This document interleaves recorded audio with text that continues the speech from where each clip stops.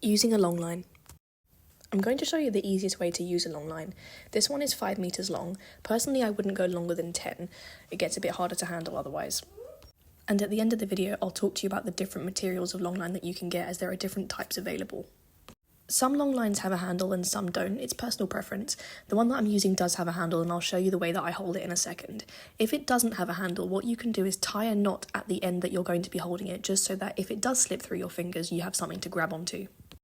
If your long line does have a handle, I would put your hand through the loop, and then what we're going to do is wrap it inside of your hand, and we're going to go up and down like this. We're not going to wrap it around our hand because we don't want to get hurt if our dog suddenly takes off, as it will basically tighten around our hand, which I'll show you in a second.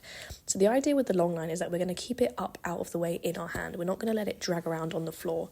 You'll find that if you do let it drag around on the floor and the dog's just kind of running around with it attached to them, it will get dragged through all sorts of things. It will get tangled around benches and bushes and bins and things like that, and then you'll probably not want to use it. So this is the easiest way to use it, so that your dog does have freedom and length to move around, but it's up out of the way for you and for them as well. And as you can see here, as Buffy moves around, I'm letting it go as she moves away from me, and as I catch up to her or she comes back to me, I reel it back in again. I want to keep it up in my hand. So I've just moved away from her there, she's going to come back towards me, and I'm going to wrap it up so there's not loads of dragging on the floor. If you find that it gets a bit tangled around their feet, like what just happened there, for the most part dogs are pretty good at just sorting it out themselves. If they don't, you can just throw a treat to the side, and generally they'll kind of hop over it to get the treat, or you just wait a little bit and they'll fix it.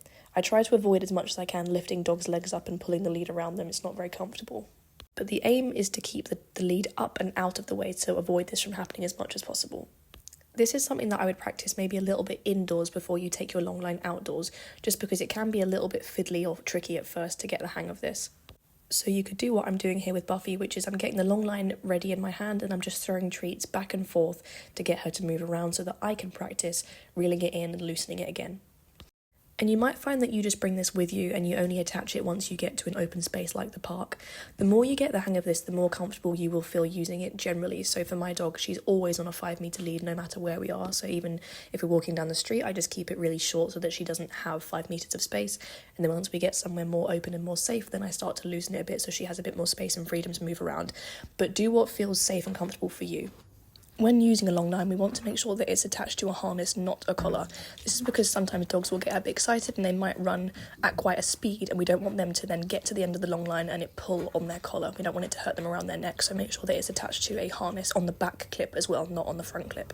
So the reason we wrap the lead up and down and not around in a circle is for this reason here. If you wrap it around your hand and then your dog suddenly takes off unexpectedly, the lead will tighten around your hand, and I've known people to break their fingers with this situation. So for the different materials of long line that you can get, this one is made of biothane, which is kind of like a plasticky, rubbery material. It's waterproof and it's really easy to clean. You can literally just wipe it down.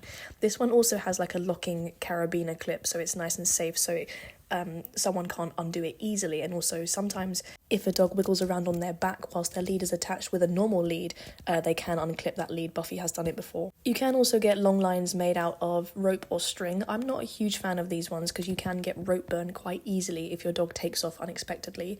This one is more of like a kind of nylon material. Again, you can get rope burn from these, but less so these ones are okay. My favourite is though the biothane or the plasticky rubbery ones, just because they're very easy to clean and they have good grip. However, they can be a bit slippery in wet weather.